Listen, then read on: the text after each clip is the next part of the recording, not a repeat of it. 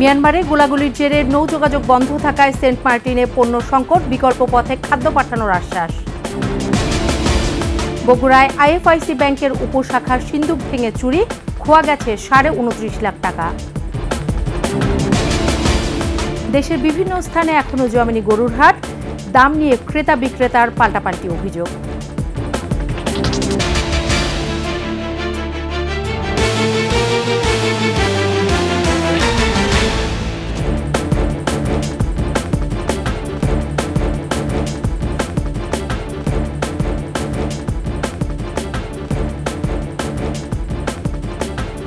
শুনছিলেন first security ইসলামী bank PLC সংবাদ শিরোনাম। আমন্ত্রণ 21 দেশের সংবাদে, সাথে আছি সোনিয়া স্নিগ্ধা।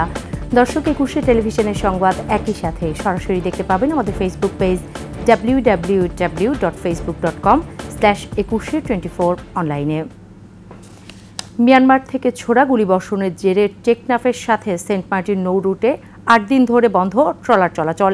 এই পথে ট্রলার, স্পিডবোট সহ সব ধরনের নৌযান চলাচল বন্ধ থাকায় সেন্ট মার্টিন দ্বীপে নিত্যপণ্যের সংকট দেখা দিয়েছে। সেন্ট মার্টিন ইউনিয়ন পরিষদের চেয়ারম্যান মুজিবুর রহমান বলেন, 1 সপ্তাহ ধরে প্রতিদিনই নাফ নদীর মোহনায় নাইকংদিয়া পয়েন্টে মিয়ানমার থেকে গুলি ছোড়া হচ্ছে। এতে টেকনাফ সেন্ট মার্টিন নৌ রুটের ট্রলার এবং স্পিডবোট চলাচল বন্ধ রেখেছে ট্রলার মালিক সমিতি। তবে বিকল্প পথে খাদ্য সামগ্রী এবং যাতায়াতের ব্যবস্থা নেওয়া হবে বলে আশ্বাস দিয়েছেন অতিরিক্ত জেলা ম্যাজিস্ট্রেট ইয়ামিন হোসেন।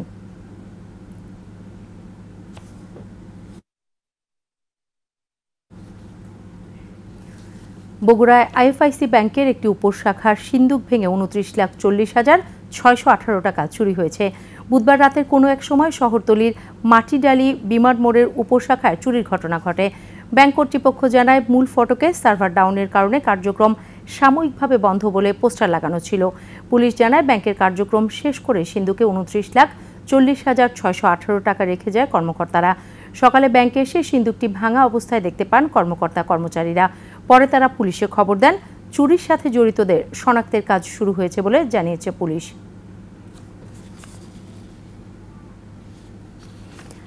দেশের বিভিন্ন স্থানে এখনও ভালোভাবে জমেনি কোরবানির পশুর হাট।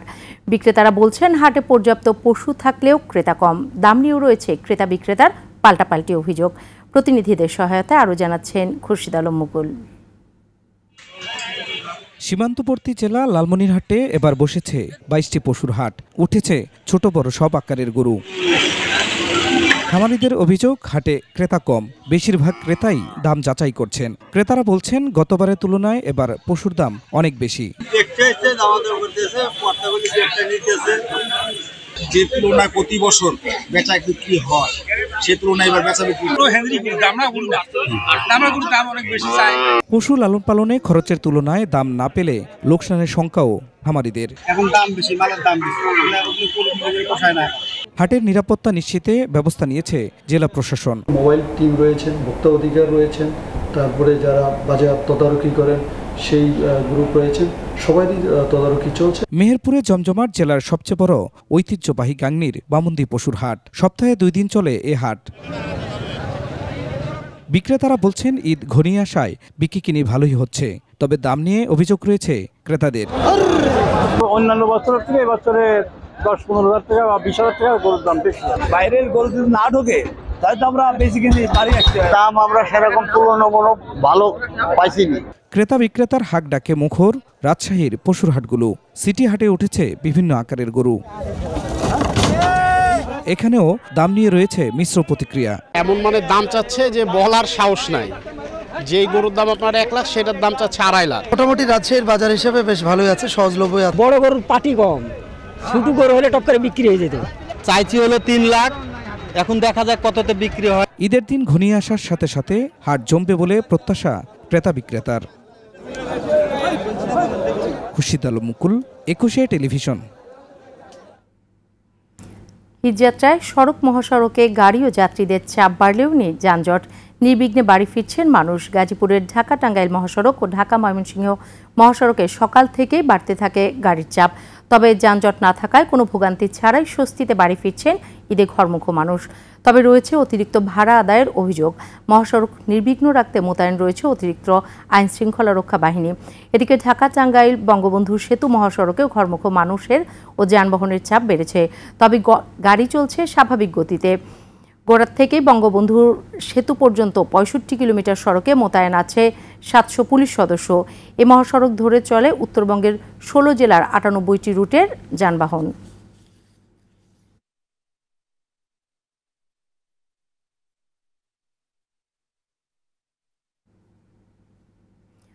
উত্তরবঙ্গের প্রবেশদ্বার সিরাজগঞ্জের বঙ্গবন্ধু সেতুর পশ্চিম পাড়ে ৬ লেনের ২০ কিলোমিটার মহাসড়ক প্রকল্পের কাজ শেষ পর্যায়ে। দ্রুত গতিতে চলছে ফ্লাইওভার ও আন্ডারপাস নির্মাণের কাজ।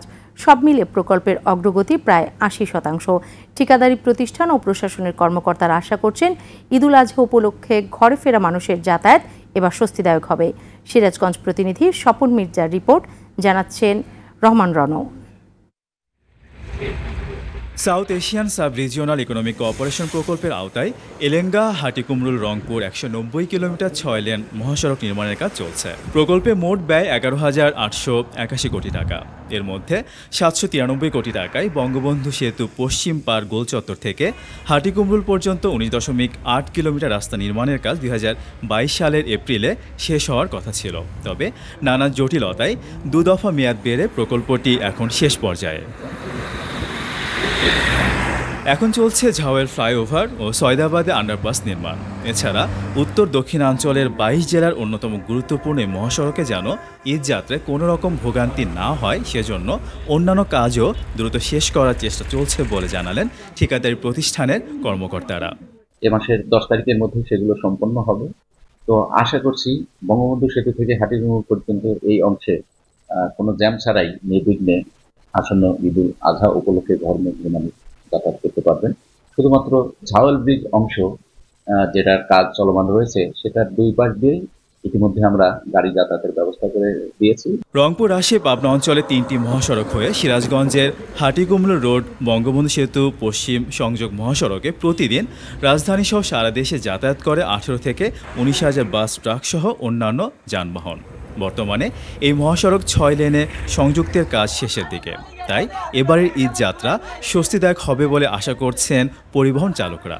আগে তো অনেক পরিবেশ ভালো হয়েছে আর কি রাস্তাঘাটে। এবার ইনশাল্লাহ মনে হয় আমরা ভালোভাবে গাড়ি চালাতে পারবো। রোডঘাট আগের দিনে ভালোই ক্লিয়ার হয়েছে। মহাসড়ক নিরাপদ ও যানজট মুক্ত রাখতে প্রশাসনের যথাযথ উদ্যোগ চান যাত্রী ও স্থানীয়রা। গাড়িগুলো অনেক সময় যানজট লেগে থাকছে, বলে ২৪ ঘন্টায় যানজট লেগে থাকছে। এখন অতটুকু না, রাস্তাঘাটে যে উন্নত হয়েছে এখন অনেকটা ভালো হয়ে গেছে রাস্তাঘাট। যদি ঠিক মতো দেখলে জায়গা মনে করেন যে আছে, যদি নজরদারি রাখে তাহলে মনে করেন বেশি যানজট হবে। ঈদের আগে ও পরে মহাসড়ক যানজট মুক্ত ও নিরাপদ রাখতে জেলা পুলিশ এখন থেকেই প্রস্তুতি নিয়েছে জানালেন কর্মকর্তারা। সাধারণ যাত্রীরা নির্বিঘ্নে নিশ্চিন্তে বাড়ি ফিরতে পারেন সেই লক্ষ্যে আমরা রমজান ঈদের চাইতেও আমরা বেশি ডিপ্লয়মেন্ট রাখছি। আমাদের এই ঈদের সর্বসাকুল্যে আমাদের ডিপ্লয়মেন্ট থাকবে প্রায় ৮০০ পুলিশ ডিপ্লয়মেন্ট থাকবে। সব মিলিয়ে ঢাকা উত্তরাঞ্চল রুটে এবারের ঈদ যাত্রা ভোগান্তি মুক্ত হওয়ার প্রত্যাশা সংশ্লিষ্টদের। রহমান রনৌ, একুশে টেলিভিশন। নিচ্ছি সংবাদ বিরতি। যখন ফিরছি তখন অন্যান্য সংবাদের সাথে আরও থাকবে। ভয়াবহ ধসের ৭ বছরেও বদলায়নি চিত্র, এখনো ঝুঁকি নিয়ে পাহাড়ের পাদদেশে বাস করছে মানুষ।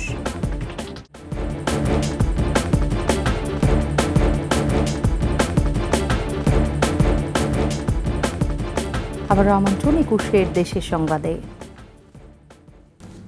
পুষ্টিগুণ সম্পন্ন চাল উৎপাদন নিশ্চিতে সরকার ব্যবস্থা নিচ্ছে বলে জানালেন খাদ্যমন্ত্রী সাধন চন্দ্র মজুমদার। দুপুরে নারায়ণগঞ্জের সিদ্ধিরগঞ্জে সরকারি প্রিমিক্স কর্নেল ফ্যাক্টরির উদ্বোধনী অনুষ্ঠানে তিনি তথ্য জানান। চাল ছাঁটাই বন্ধে সরকার কঠোর হচ্ছে বলেও জানান খাদ্যমন্ত্রী। মন্ত্রী বলেন, এখন দেশে চালের কোনো সংকট নেই, গরিবরাও এখন ৩ বেলা ভাত খেতে পারে।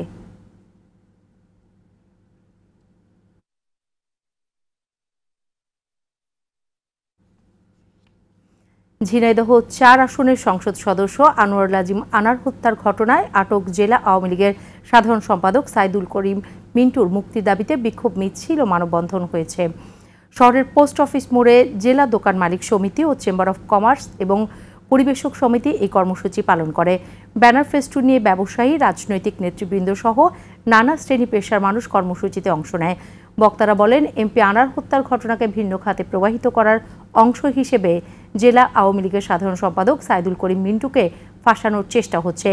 মিন্টুকে নির্দোষ দাবি করে দ্রুত মুক্তির দাবি জানান বক্তারা।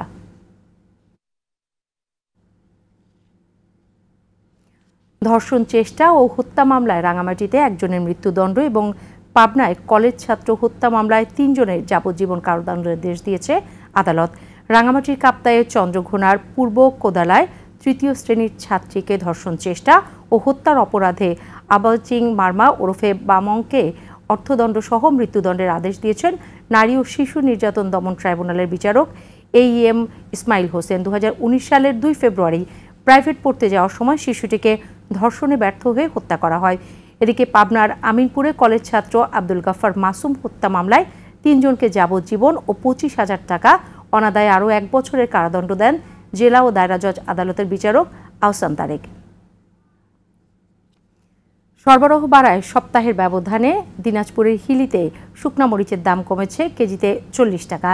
1 সপ্তাহ আগেও প্রতি কেজি শুকনা মরিচ প্রকারভেদে 280 থেকে 320 টাকা দরে বিক্রি হলেও এখন দাম কমে 240 টাকা থেকে 280 টাকা দরে বিক্রি হচ্ছে। ঈদের আগে শুকনা মরিচের দাম কমায় খুশি নিম্ন আয়ের মানুষ। ব্যবসায়ীরা জানান, সরবরাহ কমে যাওয়ায় হঠাৎ করেই শুকনা মরিচের দাম বেড়ে যায়। কয়েক দফায় দাম বাড়তে বাড়তে 320 টাকায় উঠে যায়। বর্তমানে শুকনা মরিচের সরবরাহ বাড়ায় দাম কমতে শুরু করেছে।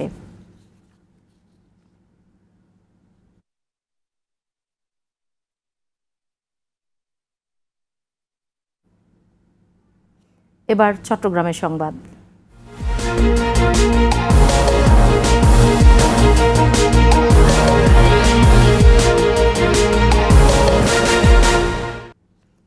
কোরবানির পশুর চামড়া স্থানীয়ভাবে 1 সপ্তাহ সংরক্ষণের নির্দেশ দিয়েছে জেলা প্রশাসন। দুপুরে চট্টগ্রামের চামড়া ব্যবসায়ীদের সাথে এক বৈঠকে এই নির্দেশনা দেওয়া হয়।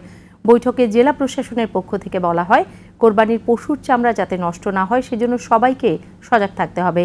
তিনি বলেন, চামড়া নিয়ে ব্যবসায়ীদের যে সমস্যা আছে তার সমাধানের চেষ্টা চলছে। কোরবানির পশুর চামড়া কেনার পর তা যথাযথভাবে সংরক্ষণ না করে ঢাকার ট্যানারি মালিকদের কাছে পাঠিয়ে দেওয়া হয়, তা যথাযথ মূল্য পাওয়া যাবে না।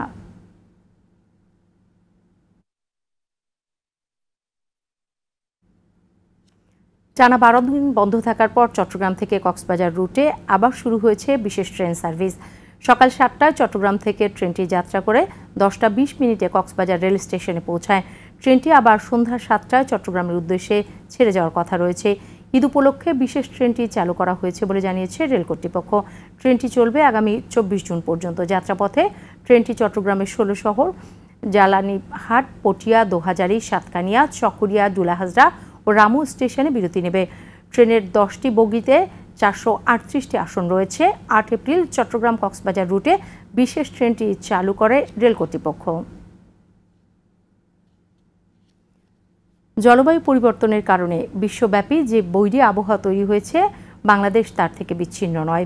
এই পরিবর্তন থেকে নিজেদের রক্ষায় বেশি বেশি গাছ লাগানোর আহ্বান জানালেন চট্টগ্রাম মহানগর আওয়ামী লীগের নেতারা।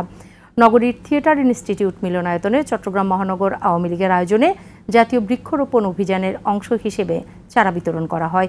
এ উপলক্ষে আয়োজিত অনুষ্ঠানের নেতৃবৃন্দ বলেন, জাতির পিতা 1972 সালে পরিবেশ সংরক্ষণের জন্য বিভিন্ন কর্মপরিকল্পনা নির্ধারণ করে দেন। বর্তমান সরকার সেসব পরিকল্পনা বাস্তবায়নে কাজ করছে। সরকারের এসব কর্মকাণ্ডের সাথে দলের তৃণমূল পর্যায়ের নেতাকর্মীদেরও সম্পৃক্ত হওয়ার তাগিদ দেন তারা।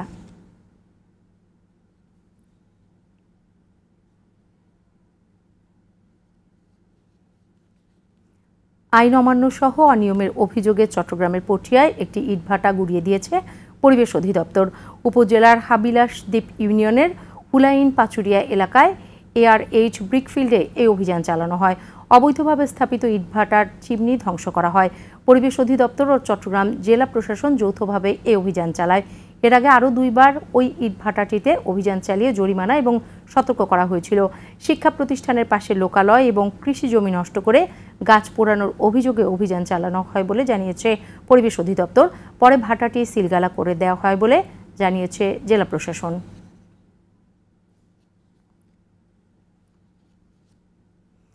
রাঙামাটিতে ভয়াবহ পাহাড় ধসের 7 বছর পরও সেই মৃত্যুকূপেই বাস করছেন হাজারো মানুষ।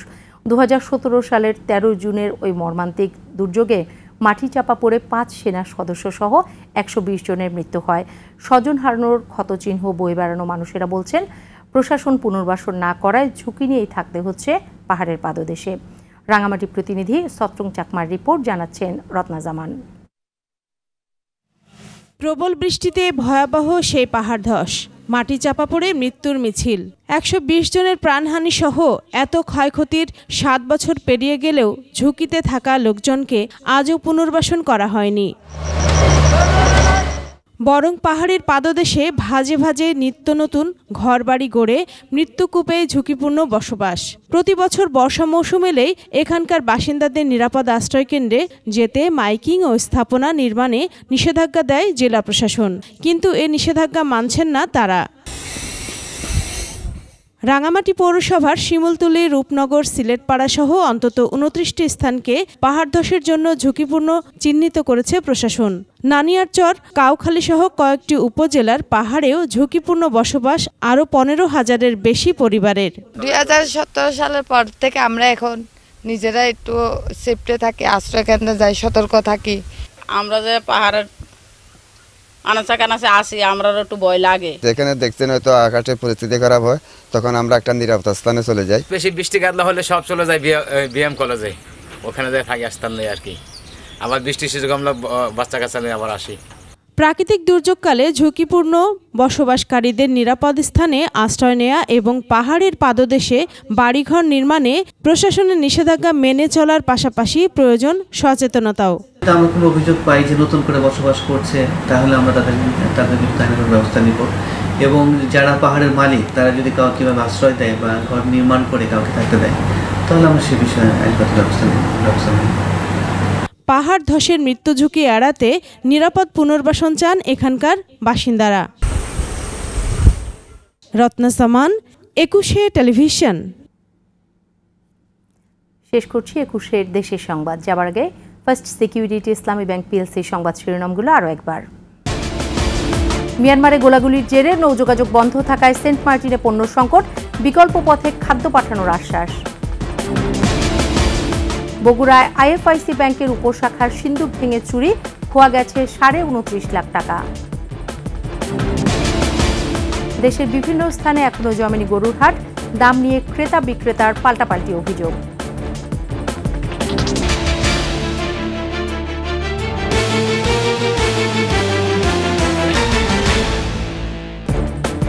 সর্বশেষ সংবাদ জানতে ডায়াল করুন 2021 নম্বরে, আর ভিজিট করুন 21-tv.com ওয়েবসাইটে। এছাড়া ফেসবুকে ভিজিট করতে পারেন www.facebook.com/2124 অনলাইনে। এতক্ষণ সাথে থাকার জন্য ধন্যবাদ। পরবর্তী সংবাদ সন্ধ্যা 7টায় দেখার আমন্ত্রণ রইল। 21-এর সাথে থাকুন।